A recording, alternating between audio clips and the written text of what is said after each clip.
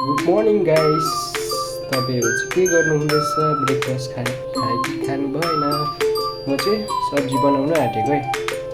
यो चाहिँ के भन्छ पनि मलाई पनि थाहा छैन हो। पोटल जस्तो पनि देख्छ। मेरो चाहिँ दाल चाहिँ रेडी छ हो। आज चाहिँ मिक्स पकाएको नि त मैले मुसुरी दाल हो।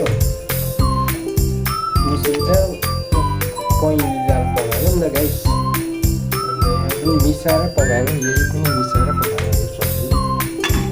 अब पकाउन आँटेको नि त, रेडी छ।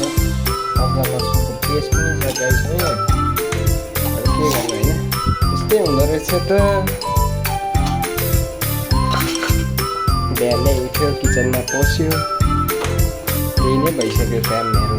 घर स्याहार्यो, यस्तै रहेछ छोरा मान्छेको दुःख। बुढा भएसम्म नै घर स्याहार्नु पर्दो रहेछ। स्याहार्नु हुँदा त बाउ आमाले हेऱ्यो, अब हाम्रो पाली हेऱ्यो नि त गाइस होइन।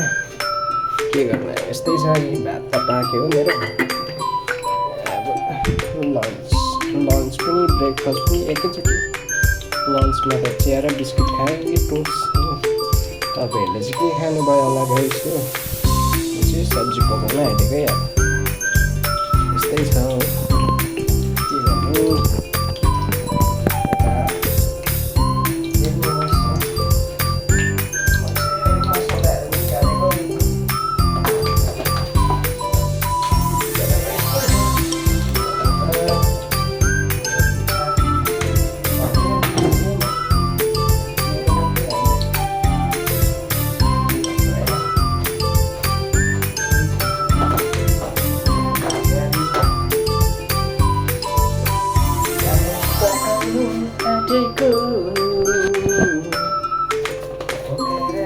खानुपर्छ मजाले, पड्काउने मसला पड्काए।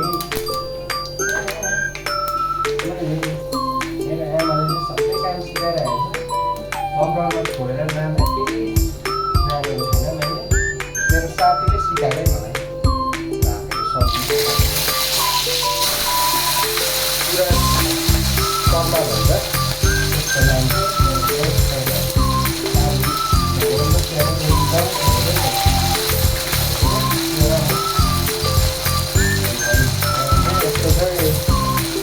बिहानै काम सुरु हुन्छ मेरो चाहिँ।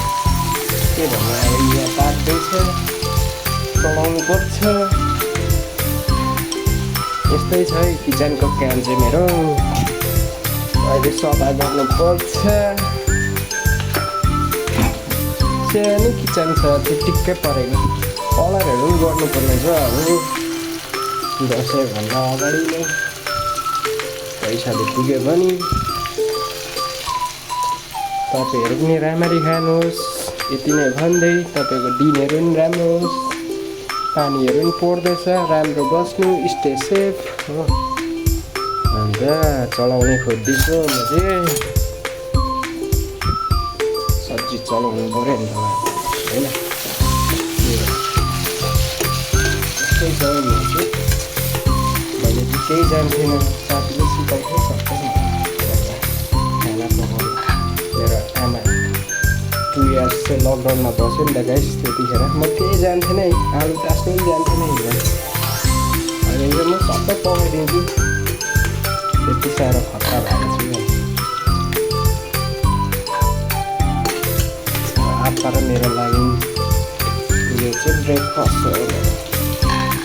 यति नै भन्दै तपाईँहरूको दिन पनि राम्रो, राम्ररी ड्युटी जानु, सेफ बस्नु। मेरो ब्लग यति सक्नु पऱ्यो।